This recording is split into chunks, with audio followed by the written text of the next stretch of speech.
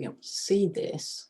So can everyone see the slide that's on the screen with like a grid on it? Someone give me a thumbs up if you can see it. Yep.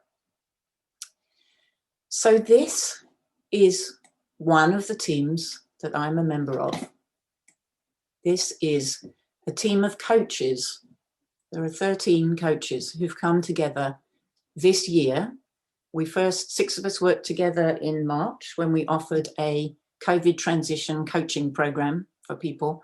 And we've since expanded the team so that we now have 14 coaches, including me.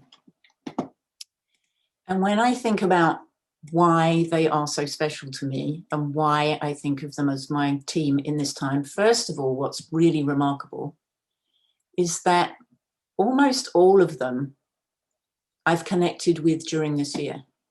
So during a time, I'm just trying to think, I've met one of them in person. She lives in St. Paul in Minnesota.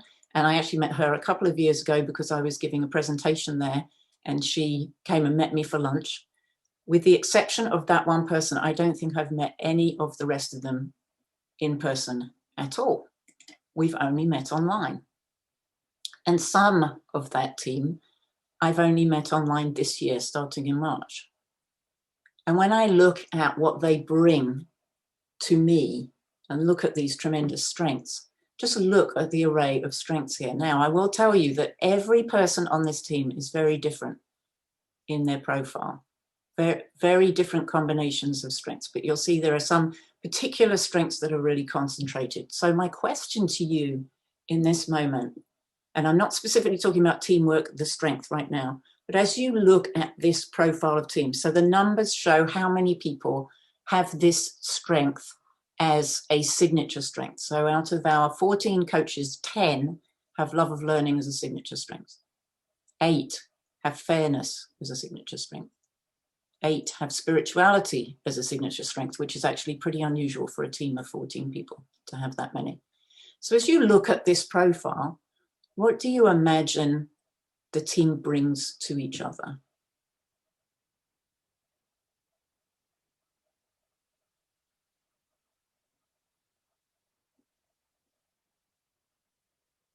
And if you want to speak to the group, that's fine. Or if you just want to put something in chat, what does this team profile say to you? Support. Thank you, Layla. Complement each other. Diversity. Yeah. Great deal of mutual respect. Variety. A collaborative spirit. Have you met my team? Because you are describing them perfectly. Very collaborative, balance of how we perceive things, a deep sense of connection to something bigger than ourselves and to each other, a feeling of divine purpose.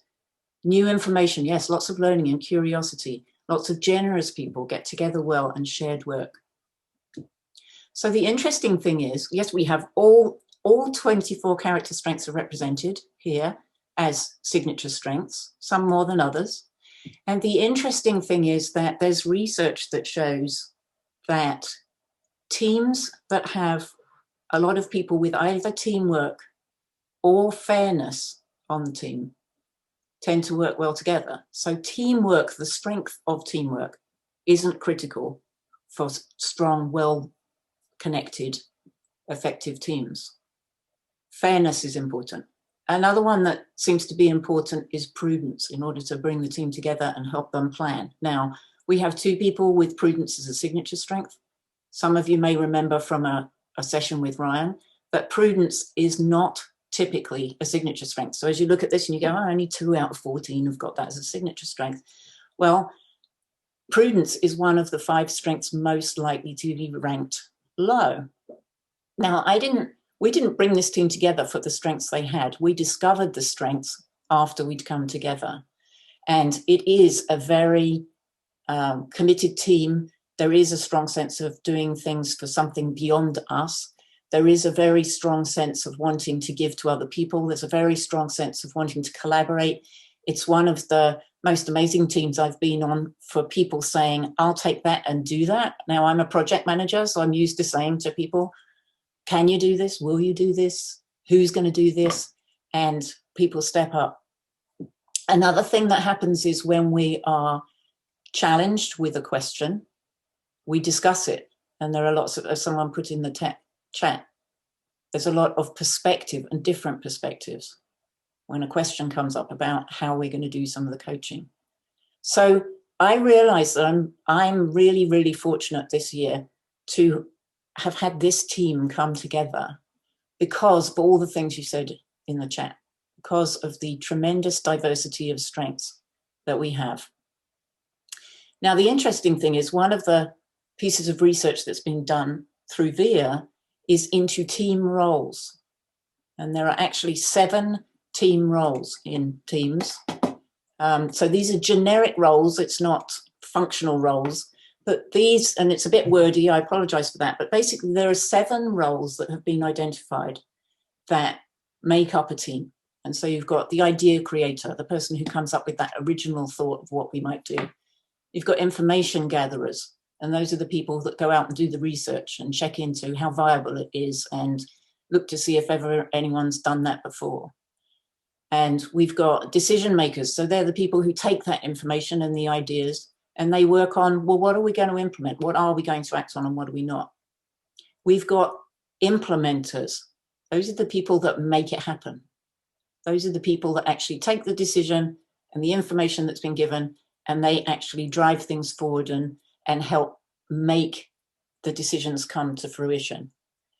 Influencers are people who get people on board. They're very, tend to be positive and hopeful and engaging, and they get people to want to get behind a program. And a lot of project managers have to rely on that a lot because a lot of project managers don't have much authority usually.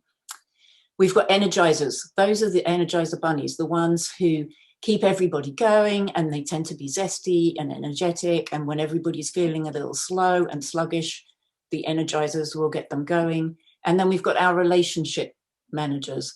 And those people are the ones that network with others and pull people in from the outside. So these 7 roles, we all operate in all 7 roles. It's a bit like we all have all 24 character strengths or the capacity for them. We all have the capacity for each of these roles. And yet there are some roles that are more aligned with us than others. And what the research shows is that people who are working in a role that is ideally suited to them, then they're more likely to be high performing. They're more likely to feel satisfied in their job. They're more likely to be recognized by supervisors as someone who's doing a great job. If someone's doing a job that's a little out of alignment, fulfilling a role that's a little out of alignment with what they really ideally would be doing, then that satisfaction is lower for them. And they tend not to be the people who are identified as high performance. So it sort of goes along with that idea of roles as a calling. So I'm going to pause for a moment and let you think about, as you look at these descriptions, what are you? Which roles call to you? And which roles do you look at and say, no, not really my thing, not what I would want to be doing? And don't need to share that, that's personal. Just an opportunity to evaluate for yourself which roles are most like you.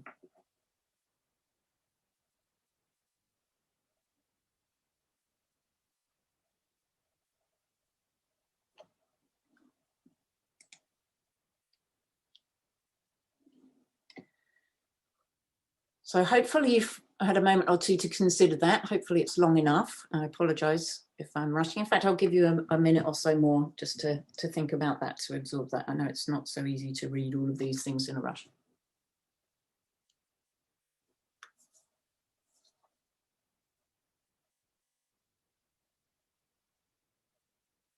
So Layla, that's a great question about, is there an instrument to identify which role is better suited for us in a team?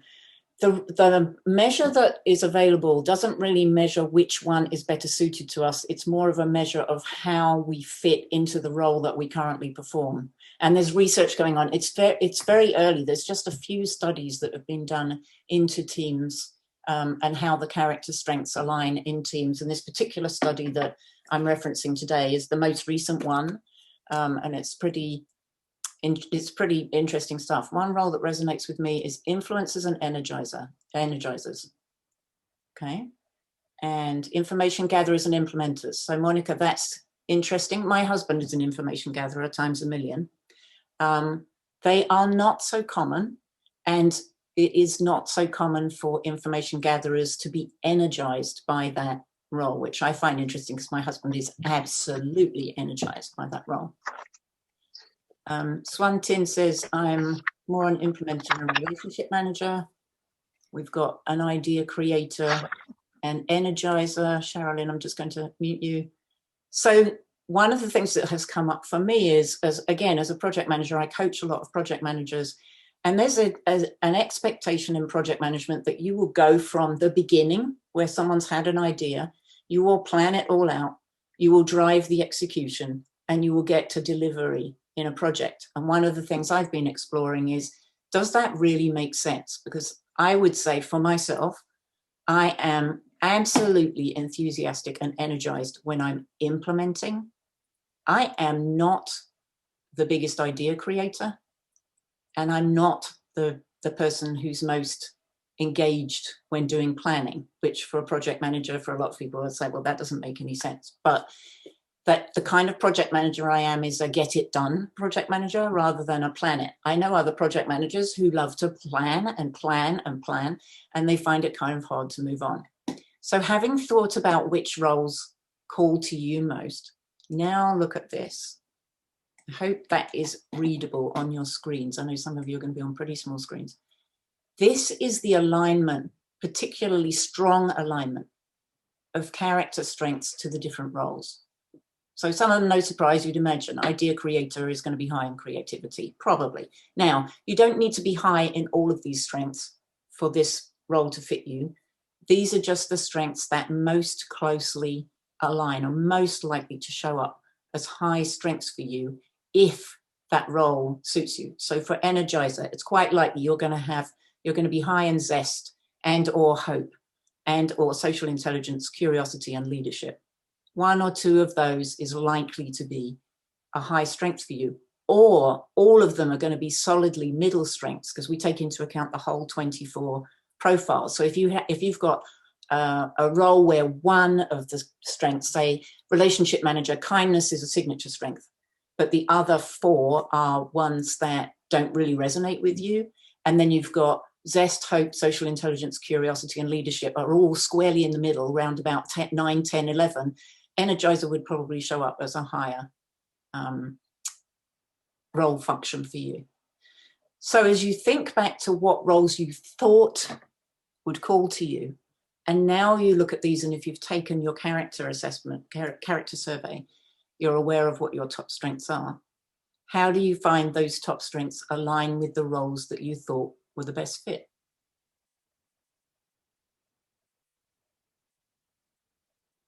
And if you feel comfortable putting that in the chat, spot on. Thank you, Kim.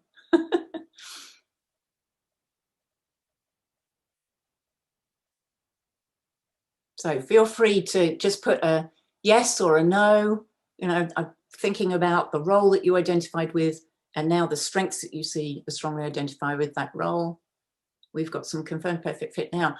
And the question I ask is, who is looking and saying, I'm drawn to a role that does not align with what are measured to be my top strengths?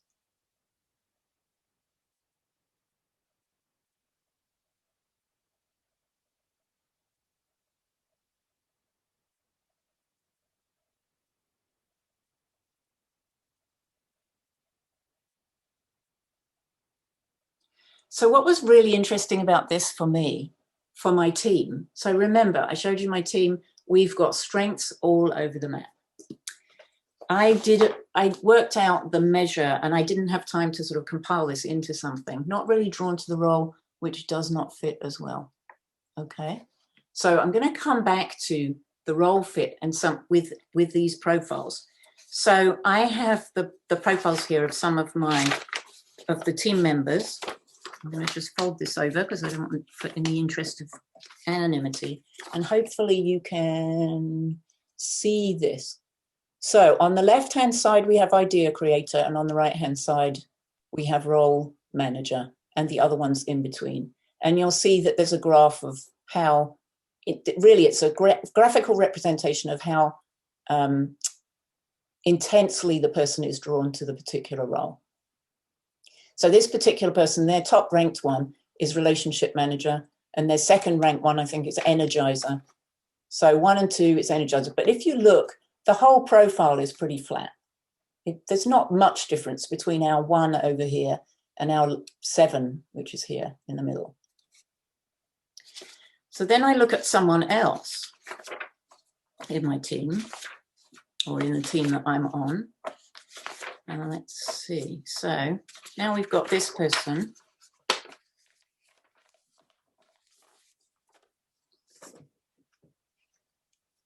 Oops. So if you can see my screen, hopefully you can make that out. It's a little bit more angular. You can see that their number 1 is information gatherer, I think. Yeah, and the number 2 is relationship manager. This is a bit more of a spiky graph, but still pretty flat. And so it goes on. When I look across the team, we have a lot of profiles in our team that come out to be very flat. There are a lot of profiles that look like that, and rather than the one over here that's high, it might be one of the ones in the middle that's slightly higher. But basically, this is a flat, consistent profile. And what that says is that that person is quite likely to feel energized by any and all of the roles. They're likely to be drawn to any and all of the roles. So even though the team that I showed you the profile for before, which was this team, even though their character strengths were sort of spread all over, the end result for them was that we end up with each person having a pretty flat, consistent profile and very similar to each other for different reasons. So there might be one person who's high in influencing because they're high in hope and social intelligence, and someone else is that person with teamwork high, and maybe they have bravery as a high strength, and the other ones are right in the middle. Nancy, I apologize for you not being able to see the screen, but basically better to have team members that have homogenous. Well, so Layla, interesting question. Is it better for people to have homogenous character versus ones that have opposing characters? So character strengths or team roles. What do people think?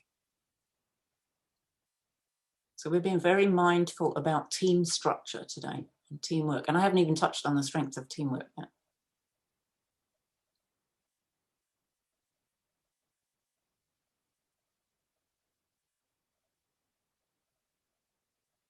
So Michelle says opposing, or strengths that don't match each other. Opposing if you have a good relationship manager, good point.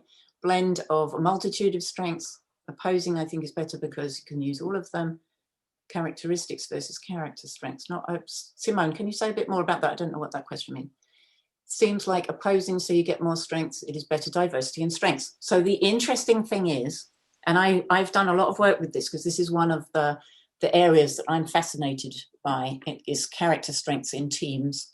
And the one book I've written is actually about that. It's for project managers to understand how character strengths influence the integration of their teams. It's called Be a Project Motivator. And the interesting thing is that I've seen examples where having a big spread of strengths has been very useful, but having a big spread of strengths has caused friction in a negative way. Friction isn't necessarily bad. And then we've had other situations where a concentration of strengths has really meant that people can move forward very quickly on something. And in other cases, it's been detrimental to have a concentration of a particular strength in a team, because that concentration may mean that people just kind of get stuck with each other, depending on what the strength is. The name of the book, Layla, thank you for asking, is Be a Project Motivator. Unlock the Secrets of Strengths-Based Project Management.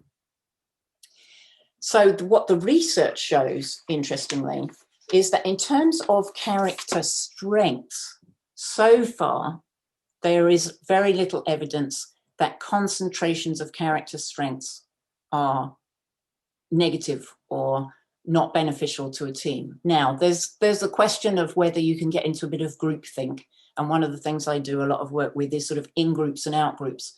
So you can get the situation where if you have a lot of people with the same character strength, the team can lean towards that character strength very strongly and make other people feel left out because they don't have that character strength as a top strength. But the research shows that there's very little downside to having a concentration of strength. And so what this most recent research shows is that the challenge is if too many people occupy the same space in terms of team role.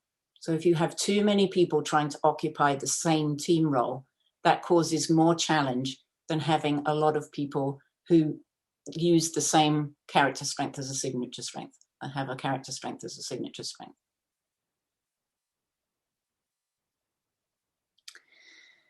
So what else do we find? So teams in which more team roles are represented report higher team performance. So having a mixture of team roles means a higher team performance. Having too many members sharing the same team role, so if you have a concentration of team role as opposed to character strength, that can be detrimental. We also find that teams with higher average levels of teamwork or fairness tend to report that teamwork quality is better. We find there's no evidence that having too many members with the same high level in a particular strength has any negative effect, although I have observed that. So anecdotally, I would say challenge that. And because this is early research, we may find something different as we're going along. Now, someone mentioned earlier that this is the person's self-perception. The interesting thing is it's the self-perception of their character strengths, not a self-perception of their role, though. So when I ask you the question of which role do you think is most like you, and then you find whether or not the character strengths align with that role, then yeah, it was your perception of which role would fit you. And then there's kind of confirmation based on you having answered the survey about your character strengths. But the actual measurement of the role fit is not being directly measured. It's being measured through the use of the character strengths. So it's a little bit more good night, characters. Oh, will this material be shared? I was not going to share the material, and I don't have an easy way of getting it to you. I'm happy to PDF this and make it available on the Facebook page for United in Strengths. Yes, Zest is in 6 or 7 of the, I think it's actually in 6 of the profiles shown. Information Gatherer doesn't benefit hugely from Zest. And that's part of the fact that Zest is a very powerful positive strength. So we know that Zest has a lot to do with happiness. If you're someone who can engage Zest, you'll tend to report higher levels of happiness. Zest goes with a general sense of well-being. So in that regard, cultivating Zest, practicing with Zest, it might be one of those things that you want to do because it may contribute to you personally and to your team. So we've got curiosity and love of learning should be keys in the role of information gatherer. So, all right, so going back to the original question that I asked last week about your team members, and thank you all of you for sharing who's in your team, thinking again about this year and what's got you through from the beginning of the year to this point in the year. What roles or character strengths stand out to you as being the ones that other people have brought to you that have been beneficial for you? And I'd love to, if people want to make a comment or actually speak up, that would be great, or you can continue to put it in the chat. Which of these roles in someone else are most beneficial to you? And which of the character strengths in someone else are most beneficial to you?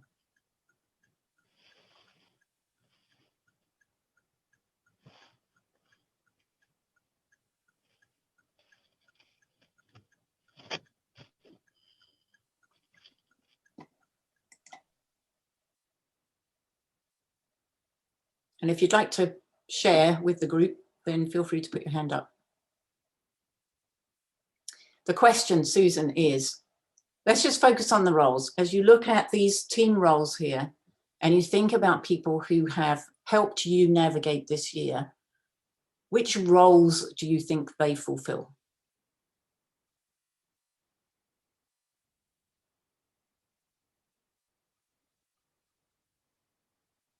And thank you to the people who are also highlighting the strengths. So hope, gratitude, leadership, and zest. We've got some energizers, some social intelligence and zest, decision makers and gratitude.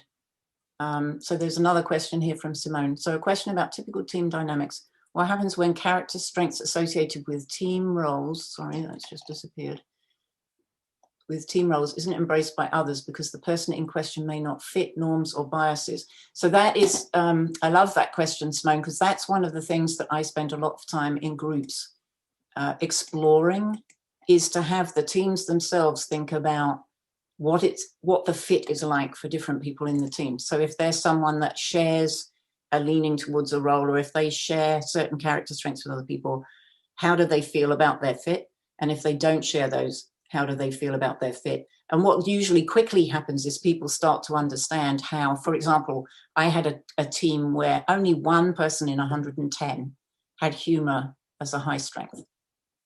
Nobody else had humor as a top strength. A lot of people had honesty as a top strength.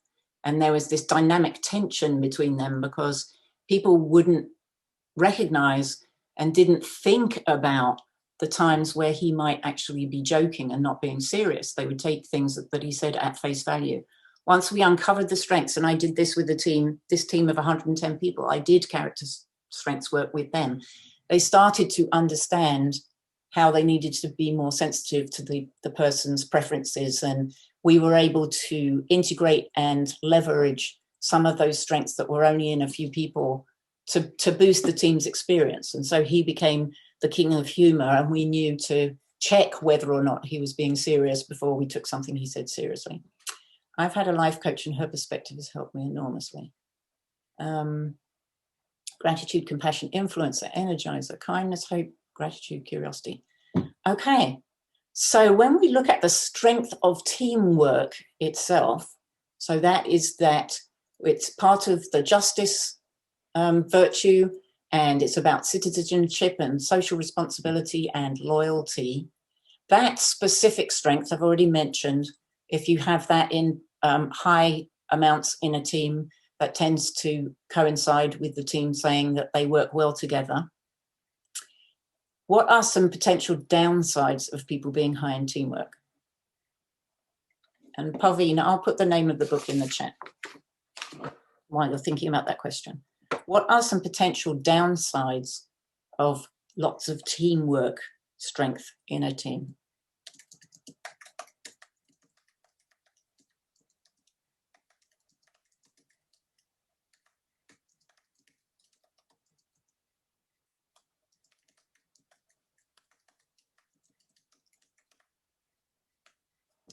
So Diane says, lack of decision-making authority, relying on others and not so much on yourself, may not be self-starters and able to motivate themselves to complete a project. Little solo actions. You guys are getting so good with this strength stuff.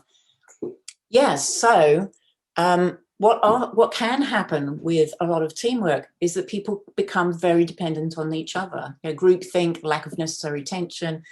People become inclined to consult with others, to keep going with that consultation, to pull more and more people into the decision-making process, or they may not do so much stuff for themselves because they want to work with others and collaborate with others. So that's the overuse. What about underuse of teamwork, if there isn't enough on the team?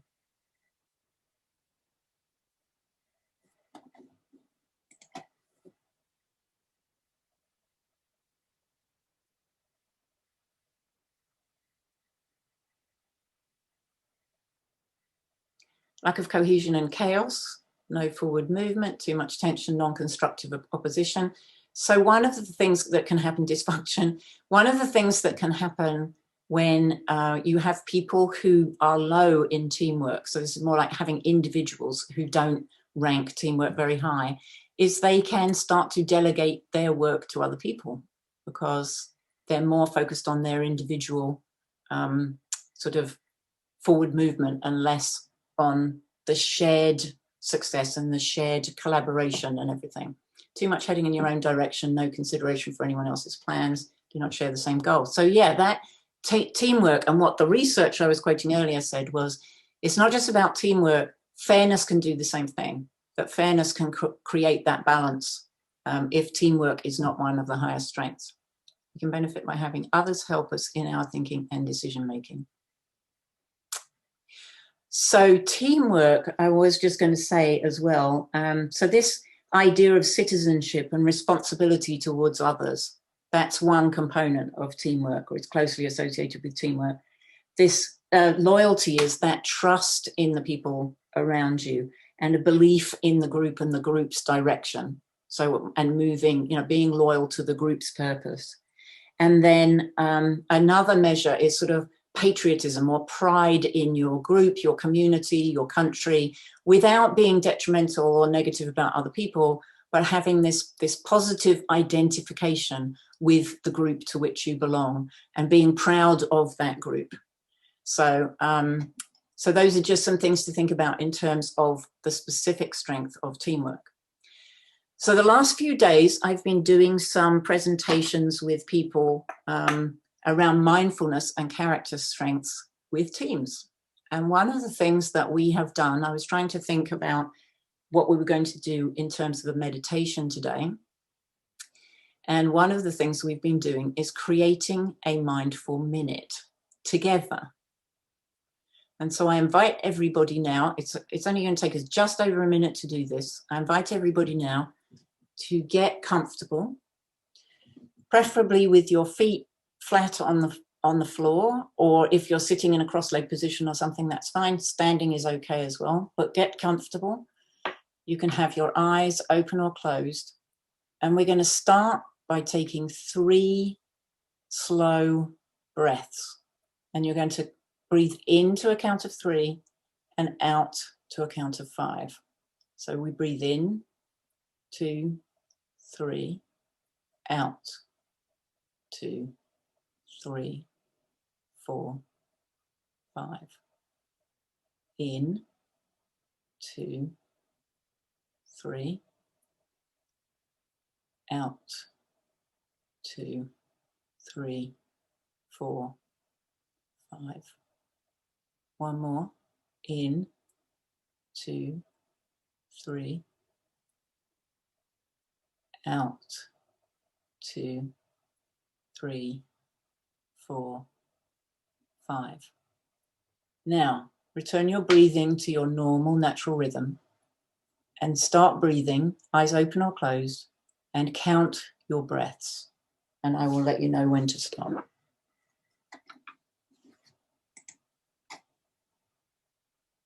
Nice, normal breathing rhythm. And we're all doing this together at the same time.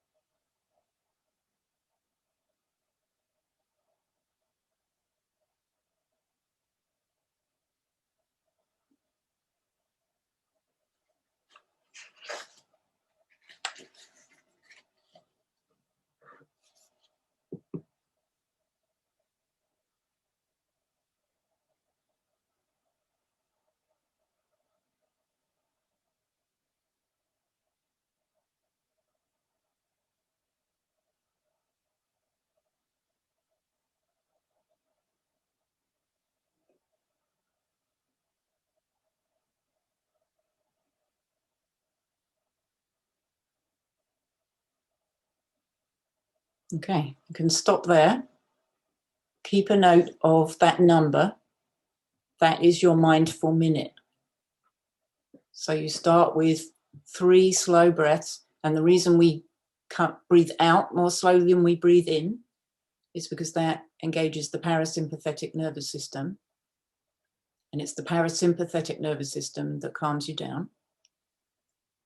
Once you've done your 3 deep breaths, just to get yourself settled, Then you just breathe for the number of breaths you just counted, and you will have had a mindful minute.